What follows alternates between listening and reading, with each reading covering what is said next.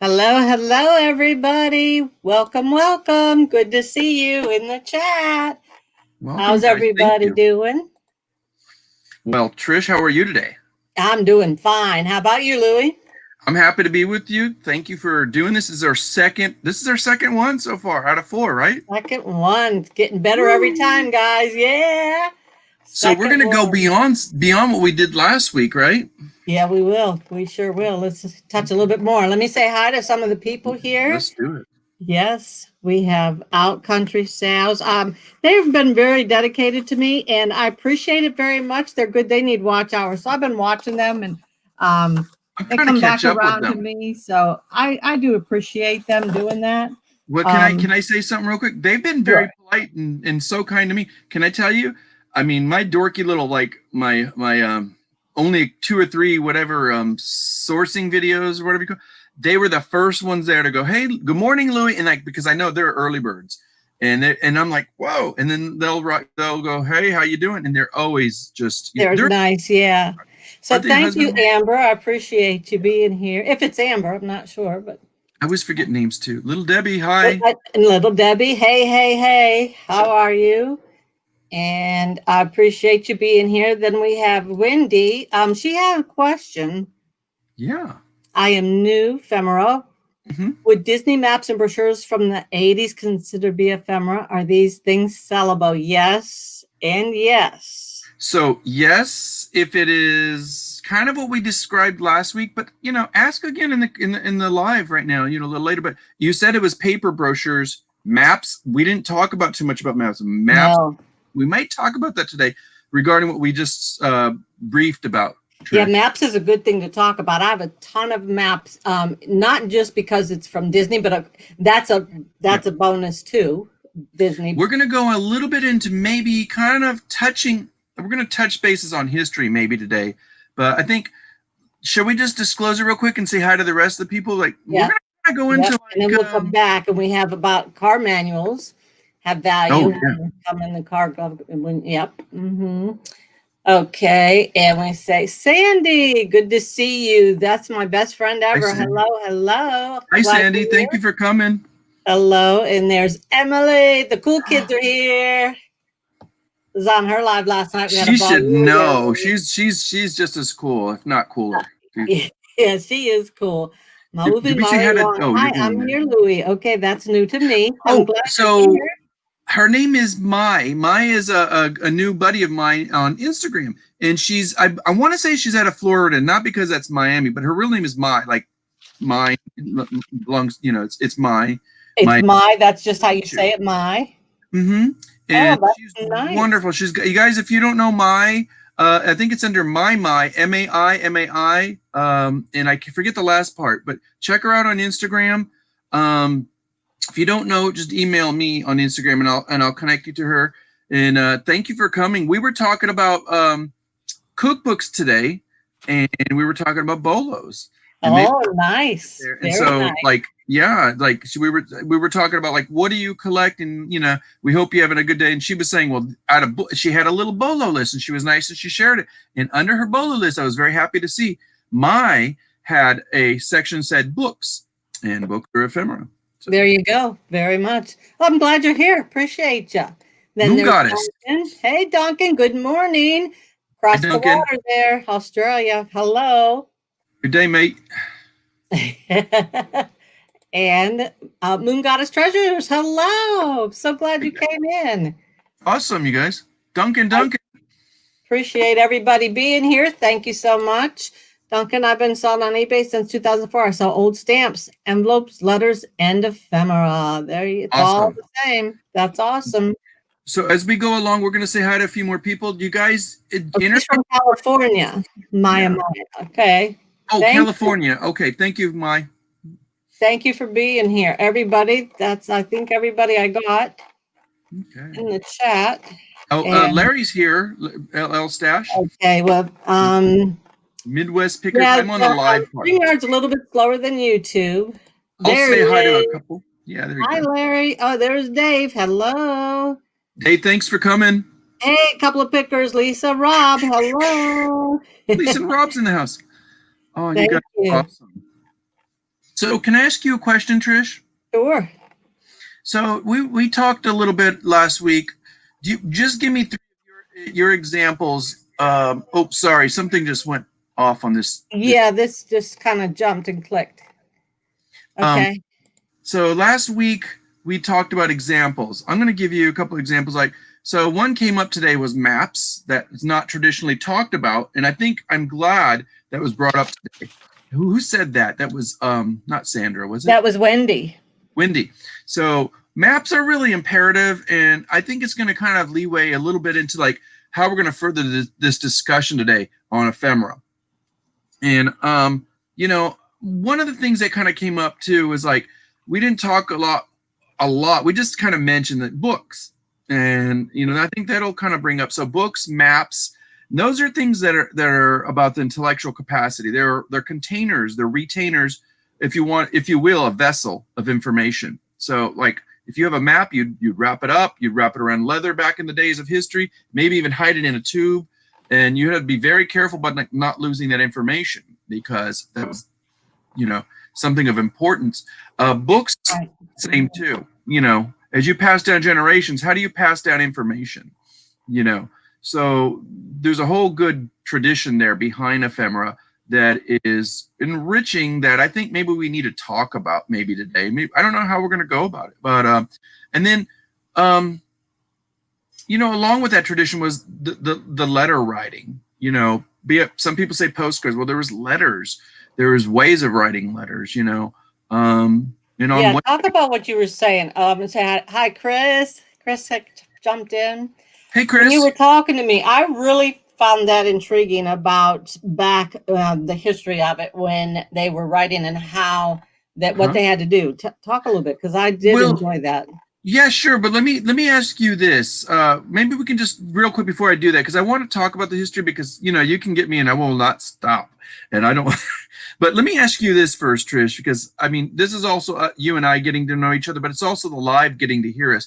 When did you first participate, you know, in collecting ephemera? You remember? I was clear back. And I say participate, you know, doesn't mean you necessarily collected. That's true. I'm sorry. You're right. Yes. Participate. You don't have to be a collector. What was your reason? What did you say? You can collect it. You can use it. There's different. So that's why you just say participate. And but that's what I look at as collecting because that's what I did. And I collected postcards. And a lot of people even today think that's all ephemera is, postcards. Or maybe stamps. Do you think you were a little girl when you first participated? Yes, I was back a letter when I was or a in junior high school. I was in junior high. Yeah. So yeah, that was like 100 years ago. Oh, stop. Well, I mean, like, did you ever take a typing class? I bet you there's some people in the live that are like typewriters. You guys taught typewriting in high school? I was. Oh yeah, that's what I learned on, and not electric typewriter. I mean, when that you do that. Well, guess what? I had an electric typewriter. We were spoiled. I did not. But you know, and then what we had was landing. We pulled that piece of paper out, and what do we have? We had that was us participating in some form of ephemera activity, right? And normally that would have been just thrown in the garbage. Some people didn't throw it. Some people kept booklets and a folder full of all of their schoolwork from, say, typing class. So I knew this artist who was a poet, and she was like, I want to learn, you know. And I'm like, what are you going on about? You know, her name was like, I can't remember her. I think it was named Jamie or something. And I was like, I don't care. She's like, no, you don't understand. She's like, and I always see her late after school. I'm like, what the heck are you doing here? She's like, are you practicing? She's like, no. But Mrs. So-and-so said I can stay later because I get to write, you know. And I thought, what the heck is wrong with her? And I'll admit now, I had a crush on her a little bit. So I would like kind of follow her around. I'm like, what are you doing? And she's like, write poetry. And I'm like, you going to write me a poem? She's like, I can. You know, you want to laugh at me? I still have that poem somewhere in a book. See, and there you go. And that's a piece of ephemera right there. It's a piece of history. So there was look what Chris says. A typewriter? You mean those big paperweights? It's sort of like an Apple computer. Yes, Chris. It was like, you know, Well, that was the transformed version of it. And it's actually was around the same time too, that they were still. Yeah, but that's how it was. And that's when I first started it. So what about you, Louie? When did you first participate? Oh, that's good. I one of the fond memories I have was my aunt actually buying me a typewriter, although it wasn't electric. But at one time I had that. I want to say my first bit, a little bit before that, was I was probably a little older than toddler age, and I was probably preteen, not quite a teenager. It was preteen years, and I remember I was adamant about collecting comic books. I was just. So that's a typical boy thing, I think. A lot of them collected comic books. Loved the comic books. But I also collected sports cards and anything that had science fiction magazines. I was a reader. I was a person that really wanted to understand things. So, and this is where I was going to say is my first participation, and not realizing I was participating, was when I read a book or first started reading when I was in like elementary school. So I think it goes farther back. I even remember the participation of, and I know you will too, and I think everybody, let's play a game in the live chat. Whoever's here, write a number 1 if you remember when your parents read you your first book or read you something. Just, I don't care if it was a billboard or something. Write a number 2 if it wasn't a book and it was maybe from today's technology like tablet or something. But, I'm just kind of curious to see the division between, like actual, like something that, because even billboards to some extent, because the poster ink or whatever, it could be a poster from a movie theater. Do you guys remember ever being read anything like that? Because we've got Moon Goddess says 1. So it was it could be a parent or a loved one. It could be an aunt and uncle, Duncan says number 4. So that's, far away from, I don't know what happened on that. It's not 1 or 2. Duncan, that means they either did their planet. Justin says 2. So, okay. So we got some interesting, notions here. Let them Wendy says 1, 2. I'm curious. I forgot. I should have told you guys what was it that you were read to. So, I mean, this is what I'm asking. This is what I was asking Trish. What was your participation? Your participation could be an activity. It could be an experience, but it also could be like, how did you first get involved with Ephemera? Some of us don't even really think about it. And that's what your point is when they first read to that. You're considering that as part of that book. That's Ephemera. That's participating, right? That is participating, don't you think? What are your thoughts? Yeah. Oh, I agree. I absolutely agree. And I guess what I'm getting to is like, how is it ingrained in us that something so important? So it doesn't even have to be a book, like, something so another form of participation is the interaction of the experience.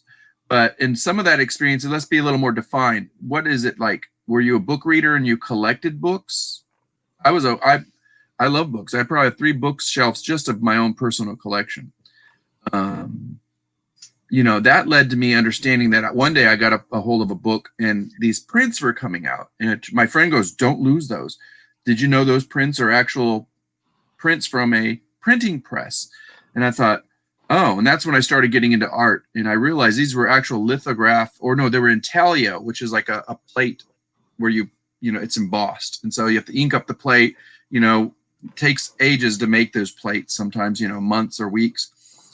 And, and then my love went from books for a while, and I ended up getting into printmaking. I have a degree in printmaking. So. I like what Wendy says. I also remember her grandpa reading my comics in the newspaper. Right. Nice. Yeah. Oh, that reminds me. Who said that, Emily? Wendy. Wendy? Mm-hmm. So Wendy, one of my experiences too, and I want to hear from Trish. One of my first experiences was when I had a grandmother or aunt ran out of wrapping paper for a birthday present. She ran to the Sunday Funnies and used that as wrapping paper. Oh yeah, I remember that. Yeah, people could use newspaper all the time. Absolutely. So there's another, it's like, how do you, what was our, how did you participate in, but also how did that lead you to your reason? Like, what was your reasons for really wanting to kind of get more involved in it, Trish? What were for you? What was for me, personal reasons? Yeah. Well, I do I always go back to the history, but you can learn from it, you know, like you were saying, the knowledge, like what Duncan is saying here, ephemera for me starts before World War II. Now, why does that start before World War II? Why would that ephemera begin clear back then? And Louie, when you were talking earlier about it, how far back does ephemera go? What is the beginning of it? How did it begin? I got two examples I'd like to mention. One was, and it doesn't start here, and it's not necessarily about the object that which was ephemera, and in both cases they were of book or print type, and or text or image on paper. But one of the examples, and if anybody knows this, write a 1 if you've heard about this, and a 2 if you've not heard of this. There's a thing called the Book of Kells. You can look it up in Google right now if you want, or just look it up later. But it's, spell that Kells, Kells. And hey, can you write that in the chat? Yeah, or if you want. He was in Emily's live last night with us. I appreciate you stopping in, sweetie. Oh yeah, thank you for your subscription too. Appreciate it. So the Book of Kells was, I think it was pre-medieval, and it was around the time of the Vikings actually, when monastics started getting onto the land of like Ireland, I think it was. And long story short, probably about a couple hundred years ago or so or more, there is there's a museum called Trinity. It's actually, it's a university called the Trinity University in Dublin, Ireland. If David was here, he would know, or at least say, yeah, I've heard of that. David, the car boot picker. I don't know if he made it in today. And, no. What the deal was is, in a nutshell, is the Book of Kells was this. All these monastics were actually writing these books, and they called it illuminated manuscripts. Illuminated manuscripts were painstaking. It would take them sometimes up to a month or more to sometimes finish a page, and because they illustrated some of the text at the beginning, and they would look like a certain term, I can't remember what it's called, but they would make them look like little flora or fauna. They would look like little creatures or flowers and stuff, and then the text would come out just with regular penmanship, but they had to write it in a certain fashion. During the Vikings times, when they were being raided all the time, they were taking over the riches. Sometimes they were reliquaries from the churches or the people's gold and people's belongings.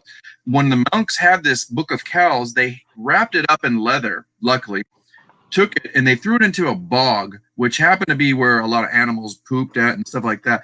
And somehow it got buried in there. Hi, Regina. And it was preserved for literally at least over a century, I want to say, or approximately about a century. When they discovered this, thankfully the monks were smart enough to kind of like hide it. And this was one of the world's gems right now, because it was not only because, as far as ephemera, the history of ephemera goes, it was a different variation of the Bible that was not recorded from Rome. And it was by monks that were ordained Christian, scholars. And monks were more about scholars and retainers of information and history than they were about their spirituality. They were about passing on these literal traditions that had to be somehow maintained in book format, because that was information. It's like, you need a car manual, you need to make sure it's in a book format because you may lose it. Now everything's digitized, but which makes it even more about. Hi, Regina, I'm so glad you came in. Hello, Regina, thank you for being here. And Duncan, again, I know VR, I'm trying to remember where I've seen you before, but I've seen you. Duncan said 1379 was the oldest ephemera document he ever sold for $800. Wow, for $800. Well, there are some that are considered priceless. There's if anybody's heard of the J.P. Morgan Library, J.P. Morgan was the railroad tycoon in New York. He has a library in New York City, and he owns 2 of a similar kind of document, and it was called the Gutenberg texts. The Gutenberg texts were the first movable type. So we're talking about history and how you pass down that history, and the reason why, collecting ephemera was so important. So even at the time, scholars found it very important to collect this ephemera because it was a way of maintaining knowledge and history. But it was a way of documenting it in a way where, so when the Gutenberg came into play, and that was in Germany, they would maintain it so that way none of the text was ever manipulated. None of the text would be like a monk would come back and at night rewrite it, rewrite it. Once you printed it, you could not change it without it being noticed. So I think that the Gutenberg texts, when they were, and there's only 5, I heard 5 or maybe 6 in existence. Somebody Wikipedia if you want to. One is in Austin, Texas at the Harry Ransom Library. 2 of them are at the J.P. Morgan Library, and I think 2 exist outside of America. I think we own the most here in America. You say one was in Ireland? No, that's the Book of Kells. That's the Book of Kells. Okay. That was not movable type. When I say movable type, that's where they had little text, so they could move the type around to make a word and form a word and reprint it over and over and over. They used to be wooden. Now they're like metal. Like that's called a printing press. Printing press. Yeah. Hi, James. Brittany Brands is here. Brittany, hello, hello. We got Larry. We said hi to. Thank you guys for being here. I said hi to Larry. Yeah, I know about a printing press. That's why I worked at a newspaper for 20 years. So I know all about Talk that. about it. Tell me about your experience of how that maybe influenced you and your understanding of like this rich history. What, with the newspaper, you mean? Yeah. Like, you must have thought about it, right? At the newspaper, I really don't want to talk about working at where I worked for 20 years.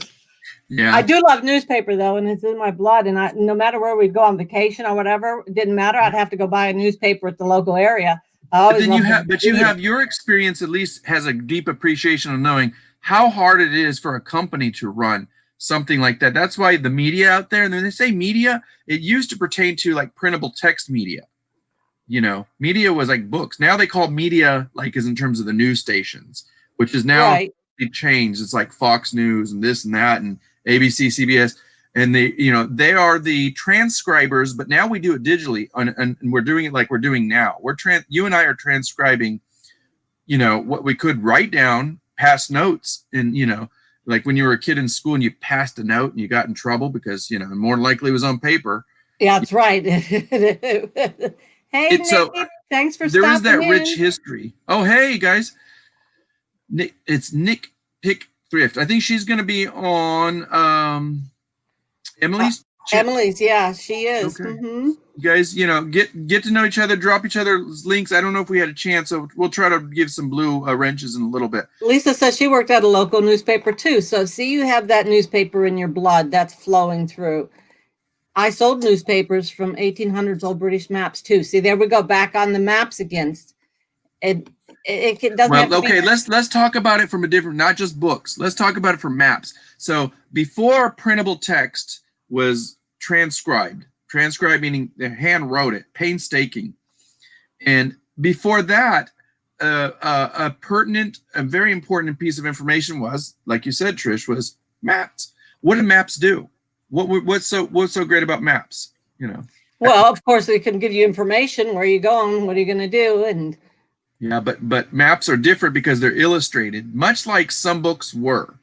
Not all books are illustrated, right? So they had one of the first forms of books, they call it, was, this is in the history of books, because I studied the history of books, was called scroll. Scrolls are considered books, believe it or not. Yeah. It's just that it's not fold. The word folio in Latin means to fold. Fold. If you have a bifolio, that means twofold, like 2 pages. Bi meaning 2. So you got a folio, and if you got like multifolios, that's where you sew it together and you make a book. But in the old days, like the first. Remember last week we talked. One of the first forms of paper writing for ephemera was papyrus, and I showed an example. You showed the piece of papyrus, yes. Where you can see the layers kind of they would weave in together. And then later on, there was a history where cotton was being salvaged. Like people would take rags from people's clothing from paper. Did you know that? I think at the turn of the century, and they would use it to make paper. I think it was for newspapers actually. And they would to actually make the newspapers. Mm-hmm. Yeah, because they would pulp it back up, make cotton, because it was cotton. Clothes were made out of cotton. So, but like imagine maps back in the day, how imperative, because you would, have to roll these like very, the word ephemera means very, dissipating. It could be like, just, it doesn't last long, So I think really it's this enriching history. So if to answer your question on another angle, when you said, what was my reasons for participating in it, Trish? It was at one point, it went from just like, I realized it's around us a lot. And maybe it was more at one point in our life, and I think it's still here, and I think it's still here to stay. You see it in different forms. It's just that we're going to look at things different. Matchboxes are considered ephemera, the old paper ones, right? Or matchbooks, yes. Mm-hmm. You know, and people would write secret notes, pass it along, throw it, you know, spies would throw it on a bar and pass information. So, you know, maps are passing information, books are passing information. It was a rich oral history, but without having to speak word to word, wasn't it? And also, it's a good way of keeping track, like we were talking about, your own family history and your genetics and where are you from and, you know, all of that. And if you can track it back. Without ephemera, how are you going to follow back and go through? I mean, of course, you can on the internet, but just think, this isn't proof. Anything can be on the internet. Where's the actual proof? Yeah. Just because you printed in, I don't care if it was in the 70s and dot matrix. Remember those old dot matrix printers that had the ends of round circles, and with the spool would pull it out. And on the spool, and you pull it out. Yeah. And it printed it different, which was not movable type, but it was a way of printing. And just because, but like you said, unless that information was calculated by a scientist and inputted into a computer, and that was a form on a disk or a floppy disk, or now it's all just into a computer, and it's like you said, I like that word, the provenance. That's what you always say. We have to keep enforcing that because that's proof. It shows it's not fake, right? There we go. I'm glad you brought that word back up. I love to use it, but I don't want to. You know, it seems like, you know, it's one of those words where like provenance, you know, it's like a French word, but all it means is just, it is the extension of history in terms of documentation that can be proven of something. And more often than not, I've noticed, it's not always the case, especially in today's technology. Provenance doesn't just come on paper of ephemera, but it will be, because if you have it on your computer, you got to print it, right? To get, like, you go to a court system, and you got documentation, you know, and you have documentation from a previous court case that finalized all the information. Remember, we're talking about passing information down, which is history, and the courts need to be like in alignment so that things can be legal. What does the word legal mean? You know, it has to be by the book. Well, in order to do that, how do you pass that provenance? Yeah, and they print it out, and then they keep that record. Yeah, and they have, and it's you never notice it's like highly clarified. Like, well, our court secretary recorded the person saying that in the room, you know, be it shorthand or whatever, but it's still there as proof, you know. So it's right there. Proof to prove something. Like if it's just a photograph, that's a visual. It's not in text form, you know. And like you said, I like it because it keeps a history. Well, how can, let's say, I'm getting to a point here, Trish. It's like, let's say you own a special book and it's a diary, but it's from one of your relatives who happens to be very famous in history and you didn't even know it. But all of a sudden you're tracking this history down. You find out this aunt who wrote these, whatever, letters or these, whatever. Poems, whatever, or, you know, love letters back and forth to another, you know, very famous person. All of a sudden that is very important to understand, that relationship that person had, wouldn't you think? Yes, how absolutely. Do you have proof that she wrote that? So another, and that's the proof. Is photography. If you have a picture of her and she's, you know, and she's holding it, and she's in Rhode Island going, you know, or let's say she has it tucked under here and it's showing from her purse, but it's clearly that because it has like a little marking of a heart or something. But all of a sudden you go, here it is, and you're on Antiques Roadshow. Well, how do you know that was your aunt's? You know, exactly. And this is a picture of her, and this is my aunt, and I got proof of this, and da da da da da da. You know, and you can then later on with other proof, you can prove that's your aunt because you got genealogy. But you know, but like. It's so, you know, imperative. It doesn't, you know, it's not just in written text form. It's, you know, there's visuals. So like if you go back to papyrus in the Egyptian times, what do they use as the form of text? You know, pictures, symbols, And Duncan says, would a Valentine's card that he got in the 1980s be ephemera? It's still got her lipstick kiss on it. Yes, indeed. And it's got, guess what else it has as a form of DNA. It's got DNA on that, and it wouldn't be DNA on there without that ephemera holding it down. And there's proof right there. That's what you have. There's proof. I got a long ago traveling diary from my great grandpa, not famous. Well, that's still ephemera. What else do we say? Oh, Duncan VR goes, I'm feeling very old here. Don't, because history is unique. You know, we're all friends here. We all have friends of different ages. I've watched a lot of you in the chats talk to different YouTubers. We don't care. We love each other. We all Wesley says, I have all the letters my mom and dad wrote back and forth from 20 years while he was in the Navy. Wow. 1950s to the 70s. That's some nice stuff. Let's think about that for a second. Let's think about that. So it's not just love letters, but they're letters during a recorded history of time from the 50s to the 70s. Let me give you an example. Okay, I was watching, I think it was, remember you and I were talking about Auction Kings, and there's Dr. Laurie goes on there sometimes? Yes, Dr. Laurie, yes. They had this sign, it was like a military, it'd be like I can't remember what it was called, but there was a certain type of military, it was like a form or a letter that you had to have as like, to like either register or to, you know, give permission to go do something during a certain time. This letter was signed by none other than President Lincoln. And so when they got somebody to come and look at it, they said they authenticated it. They said, yes, it is authentic. Yes, it is. But I have some good news and some bad news. And they're like, let's put the bad news. He's like, it's not that it's bad. He says, the challenging news is, did you know that as a president, he signed thousands of these? So they're common, you know, and the value could be roughly maybe $1,000 or $2,000. But, and then they're like, what? You know, the unique thing about this, and then the reason I'm mentioning this is because like the love letters between this period and this period and this and that. If you guys, this is what provenance does. So like in this case where you have a document and it's signed by somebody very famous, like I found a letter when I was out let's talk about as being a reseller, why it's important for us, because your value of your objects, in this case, we're talking about ephemera, can increase exponentially from $2 to 2,000 or more. Yeah. Yeah. Who knows? Even more. Not just because like President Lincoln signed it. It was signed by President Lincoln on this day when Ulysses S. Grant came to work for him during this. Which makes it more valuable because of that day signing. Hi, Gina. Yeah, it was. So if you can make a lineage of history and why that, it's about significance. It's like, well, yeah, I got this love letter from mom. It didn't really speak to me, this and that. It was like, hey, love you. Can't wait to see you. Goodbye. But then you have this love letter and saying, I can't believe the first day we met.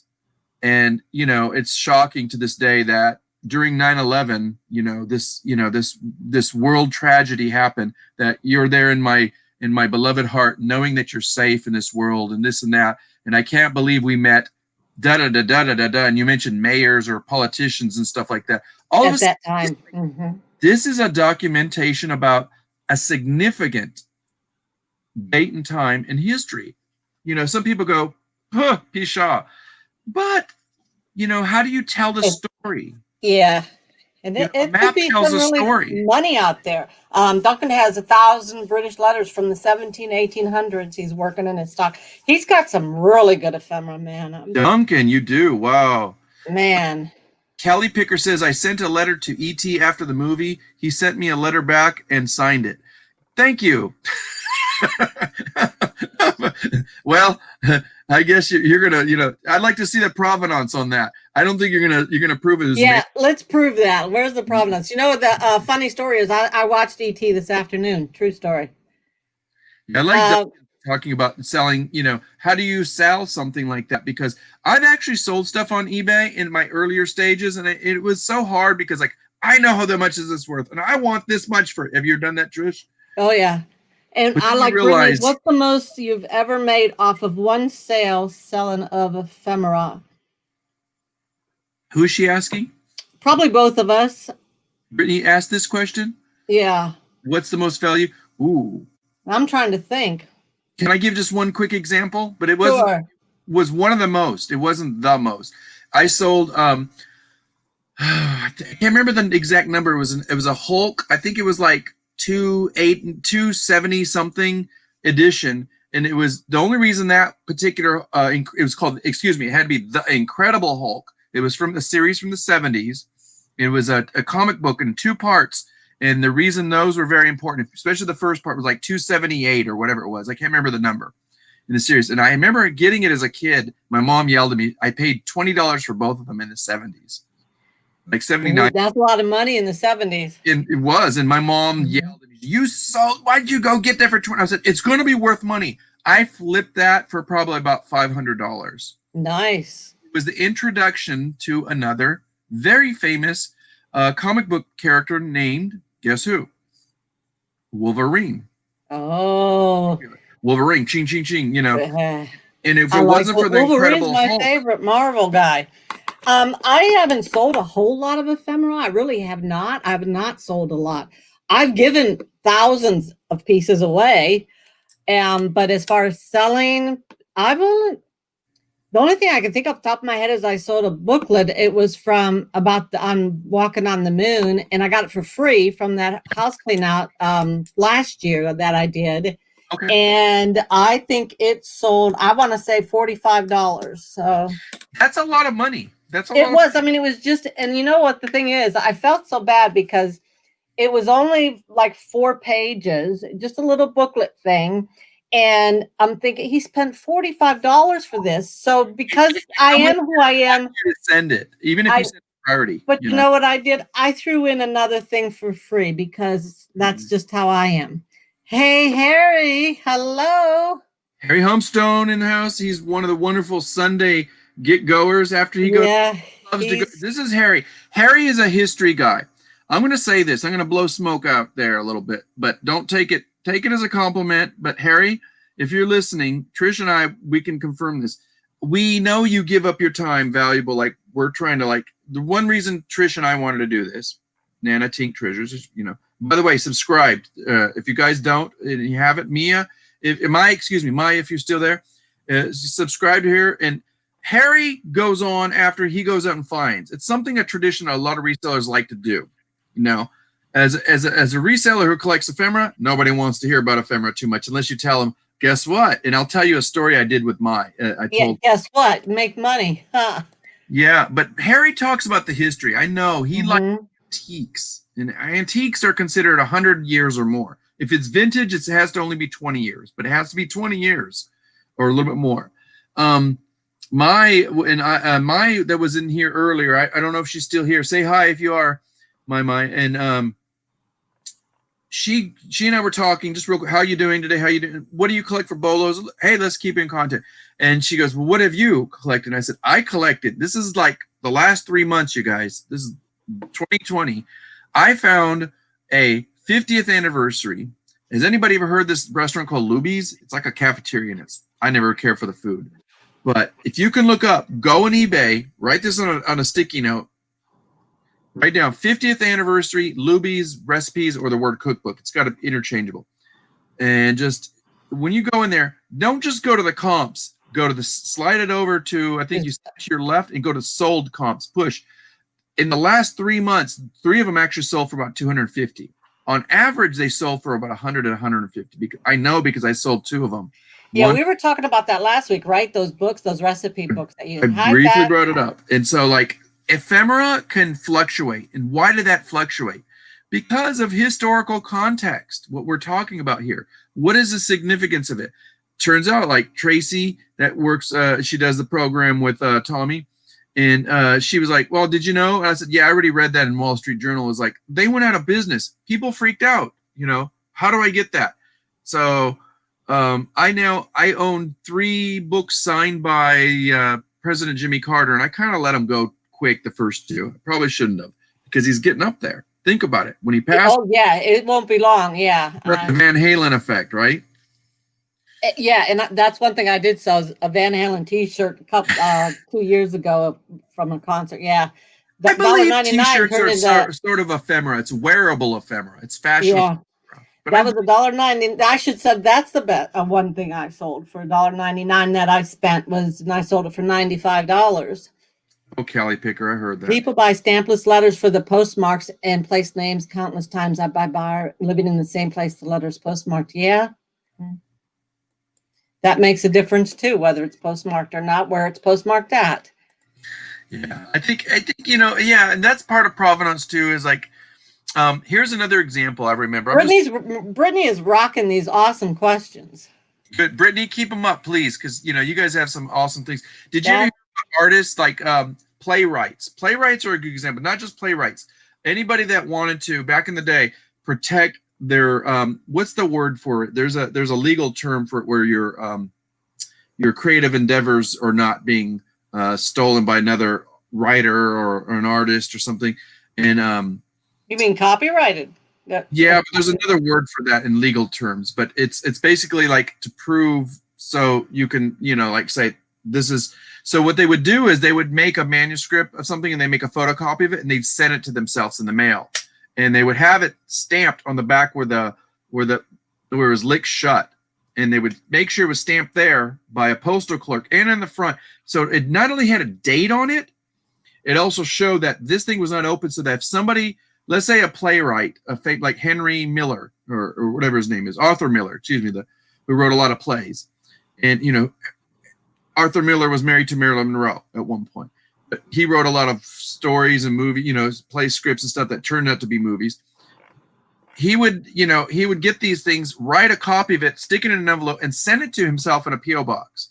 And then when he went to go get it, he would not open it. He'd put it in a file. And if somebody copied his ideas or anything, he'd bring that to court. That makes sense, because then he has proof. There again, the provenance. There's the proof. How? By date, and also to show that I wrote this first before this date. Long before, yeah. Yeah. And so back to Brittany's question. You're going to answer first. Favorite piece of ephemera in your own collection? Do you have something you could show even? Oh, her question was, do we have any in our private collection? Yeah, what your favorite piece of ephemera in your own collection right now? Oh, on your bucket list, ephemera you'd like to. She is pounding out those questions. I know. We have to get to this one first. 2 different questions. It was one of them. I see the one that says ephemera you'd like to find on your bucket list. Ooh, yeah, that one. But do I have anything? Well, do you have anything? This one was way up here in my collection. My favorite piece. I have some artwork. You guys watch. Come back here with me. I don't know if you guys can see this back here. Here, let me make file. you. I have lots of stuff. Wow. For example, I have artwork in here. I have 5 or 6 drawers. I have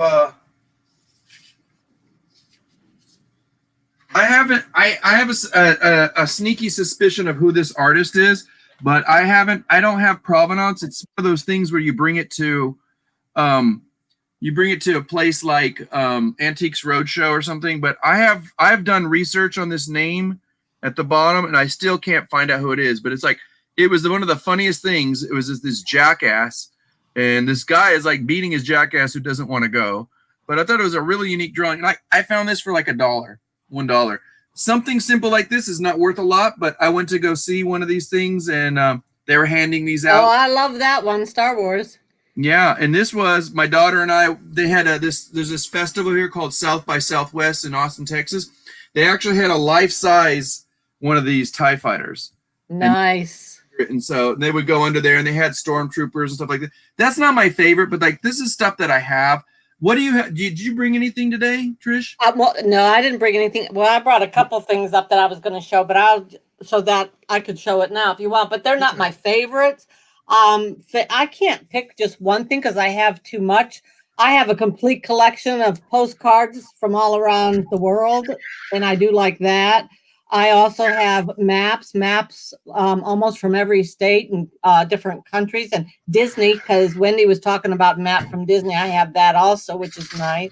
So there's so many different things. There's just not one particular thing that I really enjoy. Like I said, when I worked at the newspaper, so I always have liked newspaper things, and I do still like that. But I do have this. I'm going to make me big. You can see that I have, this is a newspaper from actually on the moonwalk. Oh, nice. And Am I showing the date? I can't count. I'm glad you're showing newspapers, and I'll tell you why after you show that. So you have that wrapped up really nice. Whoa, those colors. What year was this? 69, 68? 69, July. Yep. And, you know, think about it from this perspective, that everybody, that was a big event then. You know, even for my daughter hearing about it and looking back at it, you know, she's just turning 18, but she's like, oh my gosh, you know, do you think that was real? And this, so it creates a dialogue, it creates a discussion. It makes the key word, like we were saying, is what's so relevant about ephemera. Newspapers, you know, it goes, like I said, it goes back to the Gutenberg. Like you were saying before, right. It was because the more Bibles they had out there, the more they were, the reason the connection between the Book of Kells was almost lost. So Western civilization almost didn't hear about biblical terms, because a lot of the West, you know, Christianity could have stopped there, you know, and it could have stood in Europe at one point. But how else would they get information from one area to the next? I mean, yeah, exactly. And I'm not talking about Christianity. I'm just talking about just information. Yeah, get that information, like so. And at one point, you know, it can stop with newspapers, like media. It's for the masses, and for the masses to inform them, to give information, info. If we don't, so like when you're a little kid, you know, and imagine a big event like that happened. I remember that one of the big aerospace, like NASA events that happened was when I was in high school, was when that one blew up, that one that had the teacher in it. Oh yeah, the teacher. Yeah. And I remember everything stopped. Even our classes, our teacher said, this is a day that we don't want you to lose and say, I was in class, I don't remember much about it. They made us stop, and they even brought us into the library and let us watch it, which was very morbid. Yeah, which is crazy. Oso is saying, yeah, her vintage sewing patterns have to be 25 years. Yeah, you know, I agree. Sewing patterns, that is something that is a good seller if you don't want to collect it and keep it. Old sewing, vintage sewing patterns. Yeah, there was a lot in the one house my friend Sandy and I just did. There was a ton of old sewing patterns. So there again, and it goes back to the clothes back then. Yeah. The different styles. Let me take it from a different perspective. Michelle just said people were murdered at Luby's. Oh, I think they're, I don't know. I think okay. Food. Can I just say something real quick? Also, Victoria, she said something about, I don't know what this is reference to. Maybe you guys can clarify. Maybe we got lost in the Yeah, I'm way behind. She said something about similar to Creative Commons license. So one thing I wanted to say was, and just before that, Little Debbie said, that's why I was thinking, you know, Brittany, unicorns of ephemera. I love that term. But Wendy said, I have playbills from the 60s and was planning on selling them. Let me tell you something. At one point, I studied book arts for a while, and I worked for a museum in New York City. Provenance, I realized when the department that I was working for was gaining information, gaining the actual artwork from an artist and getting it transported from the artist to them safely, and also about having it, making sure it went to the right department to document it. So there was never loss in it. Like it went from point A to point B, it was registered, it was signed for, it went in this truck, it went to here, everything was tracked. So ephemera is even like, you know, a common place of like we said, there's a legal example of it, but it's also just like, it shows pure provenance that an original Picasso is not being traded out for a fake one. You know, and Duncan had a good point here that they used to seal we forgot to mention that, seal them with wax when you're talking about the provenance to prove that this is what that wax, make sure it was not open. So yeah, that's true. Especially in royalty days, like those secrets were what? Power was what? Knowledge. Knowledge. Code the philosopher said power is knowledge, but it's the knowledge that gave you the significance of having power. And I don't mean like, well, for royalty, it was about strategic power, but to have power for us as resellers, to more information you dig, you know, sometimes you have to, like Tim that collects glass. I don't know very well. Listening to him talk is one. I'm just giving him as one example. But you, I want to hear more from you because you collect glass too, Trish. Don't you? Have you had to stop? I mean, now with the internet, you can pretty much look up anything. But have you ever had like a special book? You're like, oh, thank God I have this. Nobody's talking about this. The books of glass. Yeah, you're really. Or any you're subject. breaking up and you're really glitchy, so I'm having a hard time what you're asking. But yeah, books of glass or whatever subject. Oh yeah, I'll show you. But I want to say hi to Dan. Hi, Dan. Hey, Dan. I just happen to have these right here. And I don't even know what year, but you could tell. Yeah. So more documentation about documentation is what I'm talking about. When I worked for a museum, having like when Wendy said, she's like, I had playbills and whatnot, you know, would use those for, like, let's say you're doing a museum and about a certain art actor or something like that. You need to collect all this information, letters of ephemera. You know, when you go to museums, you'll see those things like postcard con. I have a lot of stuff and a lot of old stuff. Yeah, postcards are definitely. That's when people say ephemera. That's usually what they think of. It's just postcards, but that's what we're trying to say. It's a lot more than that. It's beyond written letters. Yeah, yeah. The best ephemera I've ever found, obviously, is in a house clean out, and it's somebody that's lived in the same house forever and ever, and they have all of they were like hoarders, and they keep everything. And boy, can you find some good old ephemera there. Are you going by what Brittany said? She says, where do you feel like you find the best ephemera? Yes. Oh, yeah. Yeah. I will say this much. Sometimes you'll find ephemera in places you don't expect it, you know, and it's not just like. And there's a good point. What Debbie said, old restaurant and bar advertising. You know what I have a whole stack of is placemat, the paper. Yes. When you go into like a lot of diners, which they still use today, but the paper placemats that would just be thrown away, and there's advertising on sometimes I have a stack. Famous people sign those too. Like if in Las Vegas, you'll like, hey, can you sign this? And they'll give you their placemat or whatever, or a brochure. And, you know, always check through, like when you do find it, go through it, take a little time in it. You know what? If it's dusty, go outside and shake it off. But I found like autographs from like singers, famous people, and it's proof because it's on a brochure. And more than likely, the provenance is like two in one. You know, that's a good. You were talking about where do you find the best ephemera? Well, I found ephemera inside of ephemera, which means like I found a $20 bill inside of a Bible. You know, that's pretty sweet. Yeah. Old Bibles. Favorite resources. What do you mean by that?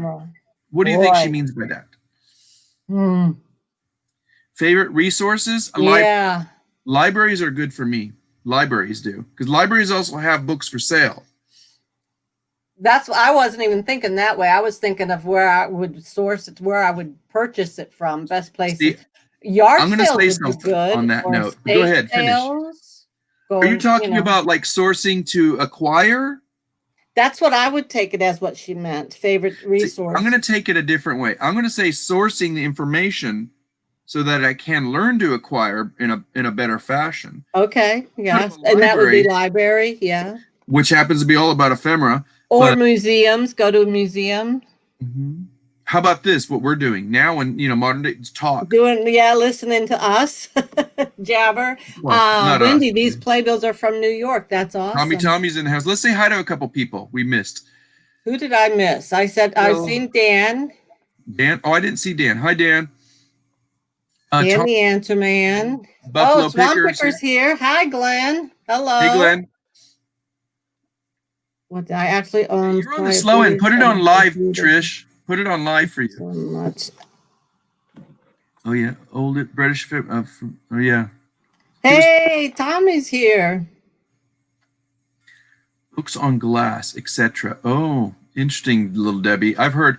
Yeah, books can be made of different types of material. The media can be on glass, and that's still, in some ways, it is. Glass is actually liquid. In time, it can change. Yeah, so if you're asking where I got these books, where I sourced these from, I got these at the Goodwill. Goodwill has a lot of old books, and people just pass them right on by. And this is good resource because there's so much good information, especially if you like glassware like I do, to try to learn. And that's the only way you are going to learn is to look it up and research. Yeah. And the nice thing too is I've gone home, like I'm not particularly a fan of they call them the racks, the store that you go into where they have clothing racks and shelves at Goodwill. I prefer other thrift stores, but I still go look at Goodwill once in a while, but the one I like is the Goodwill bins. I have found. Yeah, I love the Goodwill bins. I've been there twice. I find so many books because of my research for 25, actually going on 30 years now as a scholar, is I've looked up books left and right. And when I know you do too, Trish, when you see that book that's like, this is a weird book, what is, whether it's in a different language or just, you can tell like old books because they're seasoned. Yeah, they are good. Yeah. Sometimes well, I don't apart. go Goodwill much anymore at all because they're gotten way too expensive now. Well, not so much that, but they're also just the run-of-the-mill pulp of whatever it is. Russell, hello. I'm so glad you came in. Thank you, Russell. Nana, are we dropping our links? Oh yeah, Duncan, absolutely. You more than welcome. Drop links. I don't know. Do I have permission on this end to do it? I can check. Yep. Everybody can drop your links now. We're down to just a couple minutes left. So, yep, everybody drop your links and are we almost time out? Wow. So subscribe to each other and support each other. It's very much appreciated. Yeah, boy, we've been here an hour already, Louie. My goodness. Yeah, you were very good today, Louie. I do have to say your information, you were far in advance on me today. No, you dropped some wisdom knowledge bombs in there, Trish. Well, not too much like you did today. Boy, I'm really proud of you. Thank you for everything that you brought here today. No, it's I couldn't do without you. I need somebody to bounce these ideas off of. You're kicking the soccer ball back in my court. You're reminding me things too. But you actually had some good responses, like what was, I think is important. Let me just say this out to the live real quick is you guys take today, if anybody rewatching this, think about reasons. So like, what was your first participation? And I use the keyword participation. What was your first time, when you were getting involved with Ephemera? And I say getting involved, what was your first participation in it? Was it collecting? Was it somebody, you experienced getting a book with or two? Or writing a letter, or was it, why did you collect? You're really breaking up, Louie. Is it really? I think it's on your end because I'm clear. I can hear you clear, and I'm fine here. You're really glitching on me. I can't. You're not. I don't hear you. No, you don't hear me now. Okay, glitchy. Okay. Well, let's get ready to hear. We just want to thank everybody. Just think about these things. If you guys have questions, email Trish or email me at our Instagram for next week. Next week, I think what are we going to carry on a little bit more about? Yeah, what are we going to talk about next week? Let's tell these people. What are we going to talk about? So I can be a little bit more prepared myself because I'm not sure what we're going to talk about. Well, let's continue let's continue about provenance, but which involves more the history.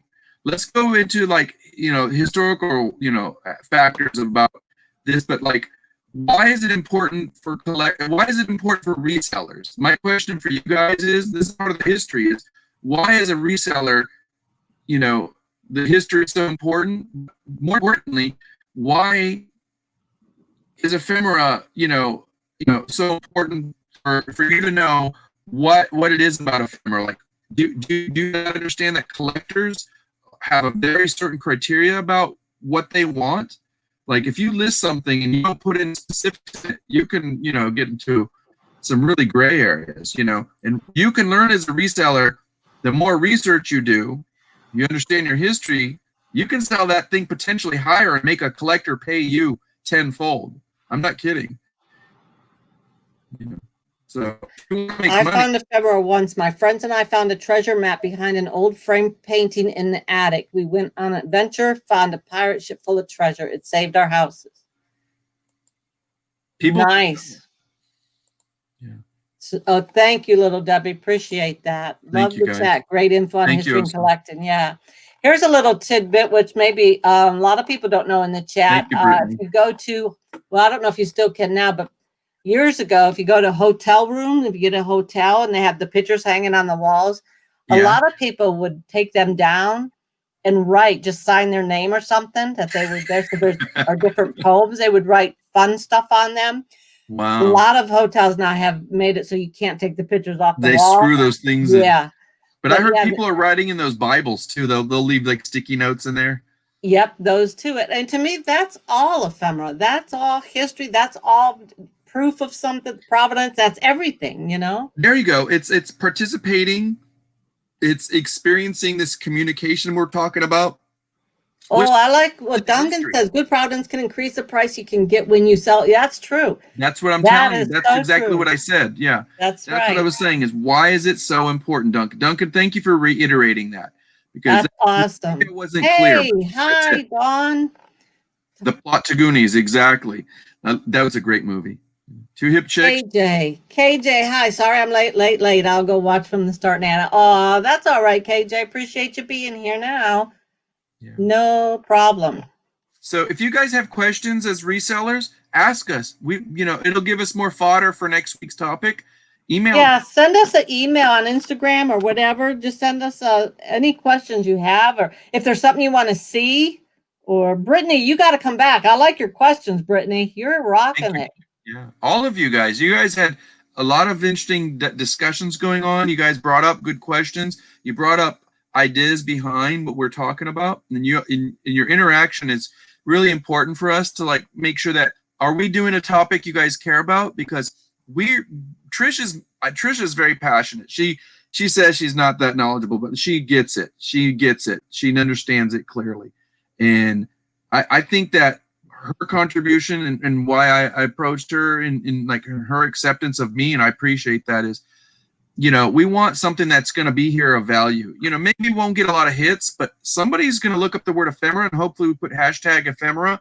They'll come back and find this video, and, maybe it'll help somebody who's a new reseller, because really in the end, we do want to make our money. If you find something that's maybe not that valuable to you, I have president's letters that are written that I found in garage sales, Yeah, you never know where you can find them. What did Duncan say?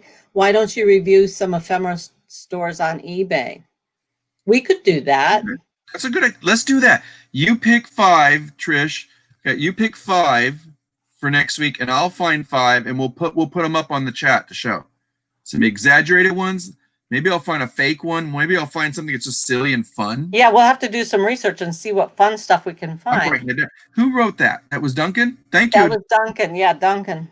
Thank you. We're taking you guys serious. Trish and I was like, you guys make it so easy for us, because you guys are not only entertaining and enjoying, being with each other.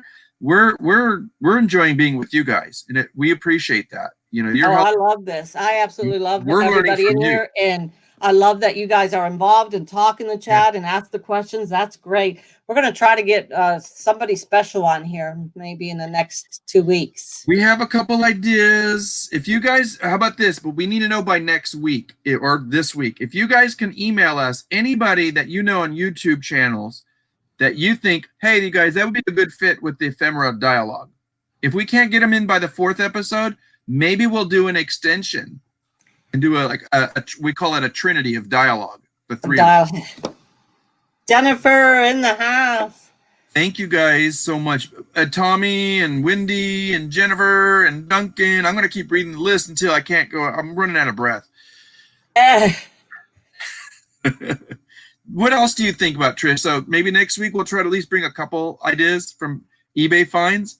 I do like that idea. That was a good idea, Duncan. We're going to check that out and see what we can find. In a half an hour, you and I can go down a rabbit hole and find just enough fodder for a topic. Yeah, exactly. I like that word too, fodder. I love it. I love words. And you know what? That's a polite word. It's a very polite word.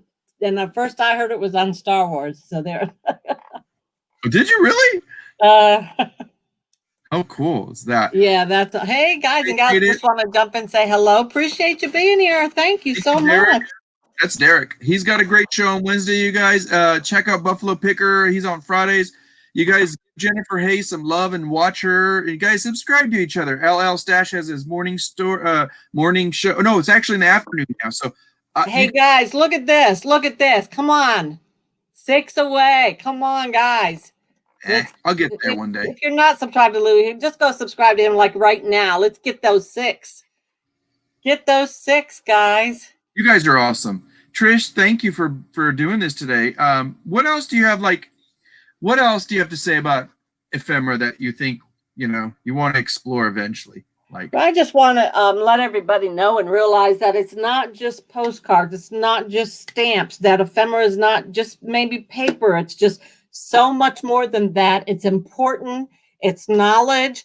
It's reference you can go back to. It's proof. I mean, there's just, I don't know. I just really think it's does something. make us connect. It makes us connect somehow. I think all of us together. Yeah.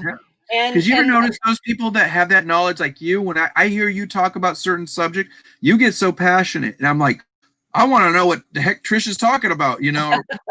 And you do, but you know what? You're one of the most giving people. Like that day, I'm like, how did you afford postage? You send everybody this ephemera, and one of your yeah, I do that. you're Yeah, broke. You're like, nope, this weekend. Medium mail is pretty cheap, and I did a medium mail because I don't care if it took a month or not; it was free, so it went medium mail. Ooh, Derek just said, he says, I just picked up some 1932 Colt instruction manuals. That's money. Wow. Okay, like that's what Wendy was asking. I think it was Wendy. Yeah, Wendy, about car manuals. There you go. I bet you $5, Trish, if Tommy Buffalo Picker is here, if he ever found like ephemera, like old little brochures on Barbie dolls and stuff, he would frame those suckers because it's knowledge. It's kind of like he was discussing on his talk the other day. Remember you were there? And he said the first lady that really helped him understand and respected him that about Barbie, she's like, why do you want to know about Barbies? You're like, you're a dude. And, you know, exactly. Archetype to her, but she saw that he was serious about it. So it was all about that knowledge. Yes, it is. Form this knowledge. How do I, you know, and so people, collectors, let's say you're into glass, you want anything and everything about that advertisement. You'll go in a Life magazine and rip that page out if it advertises it, you know? Yeah, that would be a gun that he's talking about, right? A Colt? Or is I think it may be. Yeah. Well, yeah, I think it is. I mean, is that correct, Derek? Yeah. Buying Space Myra. Hi, how are you? Mr. Brian has ephemera auction. Oh, he's got the ephemera. Boy, I saw a video on him. You were talking earlier about the movie posters and that. Boy, did he have a collection of movie posters and buttons, the campaign buttons and stuff. That's ephemera, guys. It's not paper, but that's ephemera.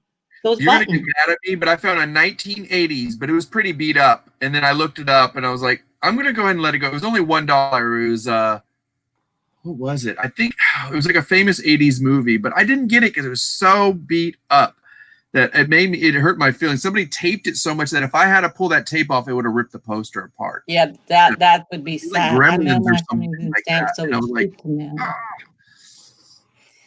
I'm not sure what that means, Duncan. Is that the way they do it in Australia? I mail my family using stamps, so it's cheap. I guess he means like we use media, like mail, you know, or something like that. Hi, Glenn. Swamp Picker Glenn's here. Oh, Buying Space just came in, or no, he's been here for a little while. And KJ. Yeah, I like what he said. Nana has been so generous. Correct. Yeah, that was a gun. Yeah, I thought, and she thought it was a car manual because it could have been. There's cars that is a Colt too, but I was thinking gun. Yeah. Nana, I have been so generous with her ephemera. I can't believe the stuff that sent me. So generous. Thank you, KJ. You know I love you, guy. Did you read what Swamp Picker wrote? He says, empty vintage cardboard gun boxes sell for good money. Yeah, I don't care if it's guns or what, but there was a gentleman here named Matt Romero. He collects more vintage clothing. If you find like old Nike boxes, I forgot, after we got off last week's, I showed this to Trish, I had a cardboard box of a shoe container. And if you find Nike boxes from the 80s, Air Jordans especially, those sell for thousands of dollars. The empty boxes, guys. Yeah, people buy empty boxes. Ephemera boxes, you know. And it doesn't have to be Nike shoes either. If you go on and just... But here's a question, Trish. Why do you think they go for so much? I think it's because the people that need the box to display their shoes or to store to keep their shoes, that they don't have a box. That's what I think. Go a little farther. Go a little farther. Yes, they need it, but why? Why do they need it? Oh, because it increases the value, and it's... Yes, it increases... If they want to sell it.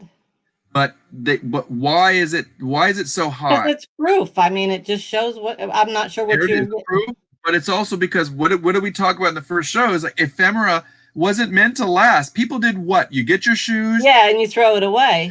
boxes, and what did she do? She threw them in the trash. Pitch it in the garbage. So yeah, that's why they didn't have it. But yeah, I think it's like it's all of those things. It's all of. And you know about like you know the term sneakerheads, right? No, I never heard that before. So in the 1990s, Nike's really gained an elevation in terms of collectability. So with resellers, in the 90s, Nike's was one of them. Adidas, there was a couple other shoes, and some of it had to do with culture. Some of it was hip hop culture. Some of it was just pop culture. A lot of like artists and musicians would wear certain attire clothing, but it was always about the sneakers. If you had those sneakers, if you were in a poverty-stricken part of town, if you lived in the ghetto or whatever you want to call it, and you didn't, and your friends that from the rich part of the neighborhood had those sneakers, it's because mom and dad could afford it. So there was this mindset where like, if I have those sneakers, I'm going to show and represent that I have a status, and it was about status quo. Status quo in the 90s gained elevation. Like in the 80s, it was a big thing too. We would be chased by other kids. If we had sneakers that they wanted, they would take those sneakers off. They would chase you down and take them. They would chase us down and take them. I was actually chased for a pair of Adidas once. I mean, just Adidas. Holy smokes. Yeah, these kids were like, more of it because they were bullies, but also they didn't have it. It was kind of like, you have it, I don't, you're going to give it to me. And so the elevation of that during the 90s, people started collecting, they realized. And so what happened was companies, now this is what Ephemera does. Ephemera, like in magazines, is about advertisement and sales and marketing. Sales and marketing. Sales about the money, and the marketing, it was about why. They showed that certain relevance, like they would get a hip hop artist or they would get a rock and roll artist and show them wearing those shoes. In the 90s, it's proven. There's documentation on this in Netflix. It's called Sneakerheads or something like that. And all of a sudden, like LL Cool J or somebody be wearing these certain shoes, and the kids would go, "Oh my God, that's I gotta have it. Gotta have it. I gotta have it." Yeah, exactly. So when you have that, you had collectors, and there was guys in the 90s that started collecting shoes like they were artwork. Well, there's still guys that they still do that today. I mean, guys have their own special sneaker room. That's where it started. The history was. There was this rich history of like have and have nots. All of a sudden, it went from moms throwing out, cardboard boxes of Nikes in the garbage from the first, when was the first time that Air Jordans came out? Was it late 80s, And here you go. If you have that, like Matt Romero was talking about this, like, oh my gosh, I sold an empty box for a couple of $1,000s or whatever it was, Yeah. What? Try to find those today for a sneakerhead. Like you said, but your points are accurate. You were on point. It's all of that. Yeah, but I get what you're saying. They're like us about paper and history. It's about the history, and it's about the it's not about provenance. I love that word. Yeah. Wonderful. What did that? Ephemera items of collectible memorabilia, typically written or printed ones that were originally expected to have only short-term useful. He got that right out of the book. Yep, that's right. But it's popularity. More. Popularity. Yeah. And popularity makes it useful. Yes. Mm-hmm. It's kind of interwoven. Yeah. This is why I love Dan. See, like Dan is not a reseller per se, at least. Okay. He doesn't resell, but he sure has got the knowledge. But he's got the reseller smarter than most resellers in the sense that he knows, this is what I'm talking about. You dig that information, but Dan can do it like in the snap of a hat. Back in the day, those handbag dust bags, perfume boxes. Yeah, you're right. I just sold a dust bag for a Coach purse. I took them apart. It came with it, and I said, I'm selling separately. Guess what? Sold the dust bag right away. I still have the purse. I forgot to mention something. Oh, Dory, hi. Hey, thanks for coming in. Dory was here earlier. No, she was. Well, I have a lot of old magazines from the 90s. Very nice. Very nice. You guys find those magazines from the 80s and 90s? Pop icons. You can sell them. So awesome. Air Jordan 1, originally released in 1985. Yep. Thank you, Dan. Supply and demand. Popularity is the demand. Yes, sir. You got it. The very first thing I ever sold was empty box. $25 for empty box. My family went nuts. Yep. Yepper. Thank you for sharing. This is what we're talking about. You're making Trish and I's job harder, and I get to drink lots of water. And I'm boring, Trish, right now. You did great today. So well, we're getting into. Sorry, I was late. Oh, that's okay. No problem at all. You guys, this is what I want to say real quick. I reach out, and I know Tricia. If we just tell you like in an email or just telling you in a chat, don't feel obligated because it's being recorded. You get to watch it later again, or you could watch it twice and learn more. Yep, watch it anytime, and we'll be here again next week. No, not here on my channel. We're going to do this again next Sunday. We're moving it over to Louie's channel then. So everybody have to come back. I definitely want to rewatch. We're going to try to move beyond provenance. We're going to kind of get more in the reseller market. How about that, Trish? We can start. You know, and maybe and then sum it all up at the end on 4. Talk about everything. Go back to showing a couple more examples. Maybe you and I, by that point, will go, oh gosh, I forgot to show this, or I want to talk about this. And then I think I like whose idea was that? Duncan, that said, dig out. It doesn't have to be eBay. It could be anywhere we can find, you know, ludicrous examples of like what do we have? I should have kept everything from the set. Yeah, don't we all say that now? Yeah. Well, so I have Kennedy Lots bumper stickers and voting scorecards. They smell musty and way to get the odor out, or does it matter? You know what, Dave? I don't know, Dave, Midwest Picker, are you still here? Dave has this stuff that he uses on everything, and you just spray one little spray in a bag, and then you put whatever the item is in the bag, and it takes that musty smell away. And I want to say it's ozone or something. Let me know. Email us that. I want to know because I collect stuff. Oh yeah, that's some good stuff. Because paper does, it gets smelled. Yeah, and boy, I wish he was still in the chat, Dave. If you are, if not, I'll get a hold of him and I'll try to find the name of it. But hold me up for a second, Trish. I forgot I had a stack here of something. Okay, here, let me make you big. Hold on. Yeah. Okay, there you go. You guys, I don't know if you guys can see this right here. All this stack right here from here to here is only maybe a quarter of what I have. I forgot about telling you guys about this stuff over here. That is a collection I've started. And it's my pack rat mentality, or it's probably what comes from when I used to work in a museum in terms of saving and preserving stuff for, you know, for collectability and not necessarily for the provenance of it, but like this to me is a way, it's a provenance of history, but it's more about the collectability. Those are all coloring books from like the 30s. Oh, I love coloring books too. 60s, Duncan 70s, just subscribed to you. Oh, thank you, Duncan. That's awesome. You, Duncan. Appreciate that. So that means you might be 5 away from 300. We've got to get him to that before we get off this air. Yes, do screen shares or currents? Okay, that's what they want us to do for next week's discussion.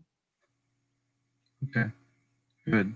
We'll have to check into that. I was given my late grandmother's VFW vest with pins attached. I want to put in a shadow box. Nice. That's a great idea. That is very nice. Hey, Rebels in the house. Dave uses it. That's what it's called. Thank you. Ozium. I knew it was something. Write that down. What is this stuff? Explain it again. You said it comes in a spray can, and he says it's expensive, but you use like one spray. It lasts him forever. He bought a whole bunch off of Amazon, and you just spray in a bag, put your item in the bag, and overnight, and it takes all that smell away. What, like mold or mustiness? Any smell, mold, mildew, musty, body odor. Quick question. Here's the thing with ephemera, and because I used to work in museums, is it archival? We'll talk about that next week, the word archival. It's very important. Yeah. We do need to talk about that. I forgot about that. So archiving is going to be something we're going to talk about next week, you guys. Why is archival important? And it's going to integrate with the pretense of what we were talking about, collectability. And why is it important for resellers, for us? Why do we care about archiving? What does it matter? And it's a big question, and it really is. Of course, I want to protect it to make sure it's going to, meet. Yeah, it's important. They sell it at Walgreens. Yeah, I don't have Walgreens around here, but a lot of people do, so that's good to know. Or Walmart probably, or something like that. I would do Amazon online. That's my go-to. That's just me. Thank you. So, who's contributed. This has been a meaningful conversation. We kind of went off the cuff a little bit, but I think I think that's important to do that. I think that keep the chat going and involved. Yes, that's awesome. I think also this is what I was talking about. Like you said, oh, I'm not sure. You always have something to contribute, but it's your confidence. Your wisdom there has been in such an imperative part of like our discussion. This is why I enjoy talking with you, Trish. I just wish I had half your knowledge. No, Libraries, you have it. museums- You have it. Well, the thing is, you have the thirst for knowledge. You have more wisdom than I do. I guarantee you do, because you at least you contemplate these things, but you bring the points together. You're also here. Your wisdom up. Come on, let me high five you over here. Okay, we're giving high fives. Libraries and museums keep ephemera and vertical files. Vertical? Which no, that's if it's paintings. Who said that?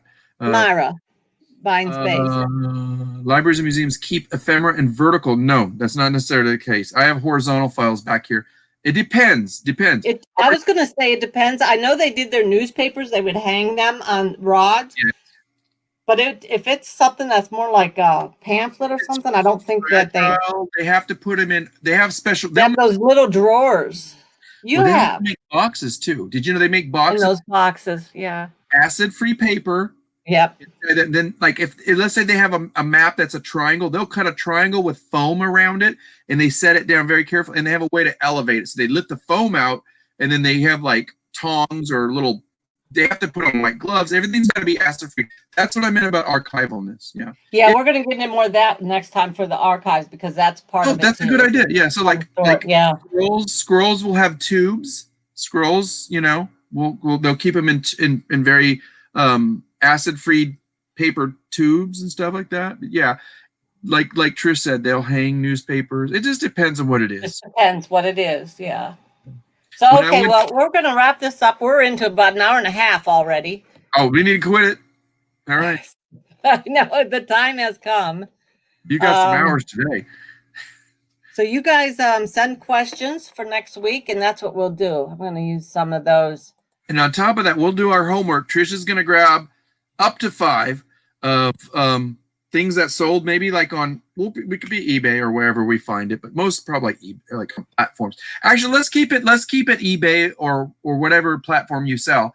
If it's ephemera, and find examples that, I think 5 different examples. They have to be different from each other. How about that? That's our challenge. Dory has a question before we go. Now I want to go through my magazines. What would be important to look for? Okay. I have something, but you first, Trish. I'm not really understanding, because if you are going through the magazines, I would keep the whole magazine. So I don't know what you mean by what you would be important to look for. Let's say you're entertaining the thought of, you're just going through the magazine, and then and it's like anything you do, like you're scrolling through information in the internet, you're on Google or whatever. But if you're going through a magazine, you're having a tangible object. Go through it very carefully, look at it. Is the magazine worth selling by itself? Or you look up the comps on it, it's like it's not even selling for $3. Go through the magazine. If you find Coke ads, carefully rip them out. But why would you rip them out? See, I wouldn't do that. If there was something in there I'd want to keep, I would keep the whole magazine. Or you can do it like this. You can sell the whole magazine, but here's the thing. If you got enough space on your criteria bar on eBay, and I'm talking about the description bar, if you can fit in the word Coca-Cola, Buick, whatever, let's say, Dory, you're finding these like Madonna, whatever the pop culture, Nike, Air Jordan commercial, advertisement. But if you can't fit that all in there, I guarantee you could probably, I'm sorry, Trish, you and I may differ, but and I don't like to part things out, especially when it's ephemera. I don't like to do that. Hear me out. If you look at the comps and it turns out there's 100 people selling it for $4, trust me, you're not going to, let me finish. So like, if you can do something like where you can part it out, and that, here's the nice thing about ephemera, they made thousands and thousands and thousands of magazines. Now people are going to, I'm not opposed to it, but I'm not condoning it either. I'm not saying, yes, you should go do this. But if you're a reseller and you got something that I can go to any store and like, I mean, any garage sale, and I've seen the same magazine pop up, National Geographic, you're never going to always have it. Now, like I said, well, I guess you could go for like if they're advertising, not just advertisements like Coca-Cola or whatever, but actual art, some of them, the graphics and the color of the art, that would be nice. I found articles from like very famous authors, Philip K. Dick and stuff like that, who wrote Blade Runner. And people are like, I want that article. Don't rip the magazine up. Okay, here it is. Then there it is. Yeah. Sometimes it's like Dory's got a good question. Go in there and just look. We don't have time to sit there and do that, but you got time to get on your phone and text and write and get on eBay and Instagram. Make time, because this is your research is where you're going to make money. And that's what's Myra's saying block files hang in regular file cabinets. Well, I'm good on time. I mean, I can stay here a little longer, but if you think we should cut it short, it's up to you. It's on your channel. I'll hang out a little bit.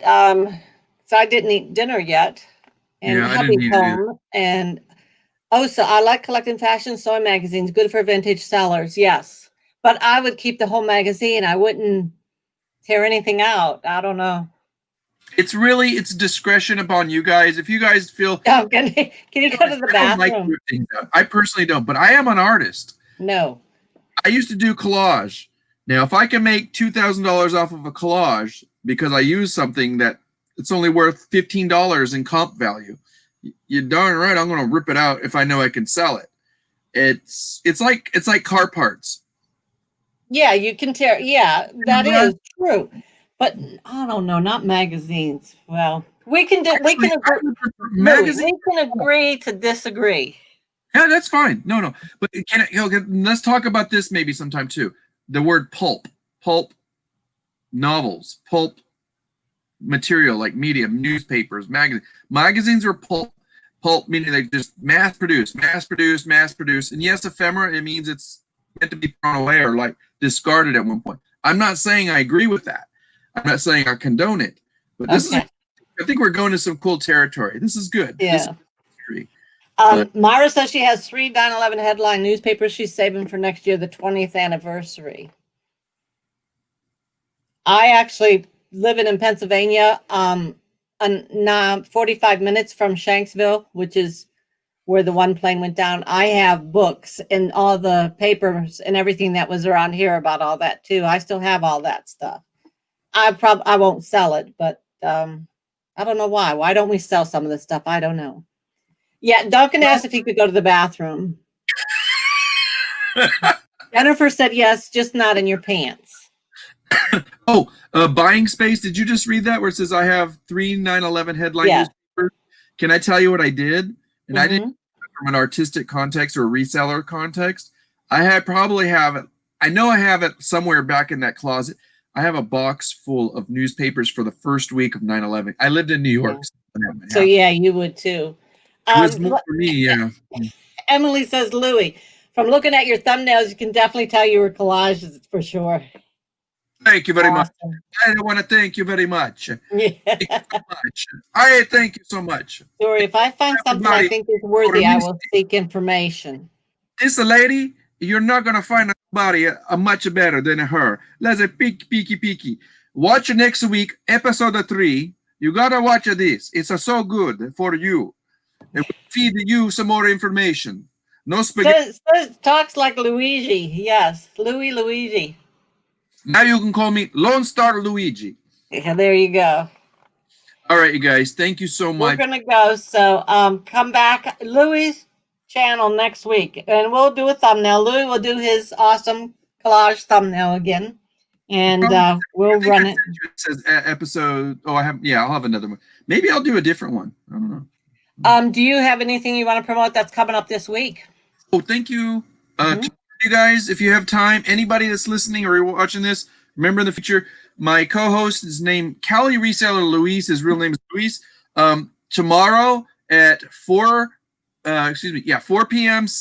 Eastern time and 3 p.m. Central Standard Time, 2 Mountain and 1 Pacific, we have a show called Monday's Mindful Merchants, and guess who's going to be there tomorrow, Trish? I don't know, but I'm going to be there because I've missed it and I want to watch. Dapper Tiger is going to be there. Oh, Sam. I like Sam. We're going to talk about resellers and the whole methodology of how can we be more mindful? How can we bring this into, that's kind of what we talked about here in Ephemeras. How can we be a little more mindful about like learning. That's right. Yeah. You know. Hey, there's a friend of yours. Hey, James, how you doing? There's James. There he is. Hey there. What did I also say? I'm with you, Trish. I can't ever cut up old paper stuff, especially magazine. Find and feel the same with the vintage fabric. So yeah, talk about what, yeah. I'm going to confess something I normally don't. So I have an arts background. I tell you what, it's all about like, you know, what medium are you using? And I say medium with ends with an M. If we need it, you know, we end up, we Frankenstein it. I'm sorry. That's all right. I have an 8-foot-long New York skyline with the Trade Center in it. My hubby and I worked in the Trade Center. Oh, wow. Yeah. Wendy, oh my goodness. He did work. Wendy, we need to talk. Yeah, I was there. I was supposed to be down at 111 Wall Street that week, and thankfully, number 7, because I was working for Citicorp Investment Services. Building number 7 was below 1 and 2. And luckily, we got to go. Duncan's got to really pee. So, bye, Duncan. All right, everybody. Take care. Thank you, and see you all later. See you tomorrow. And my channel.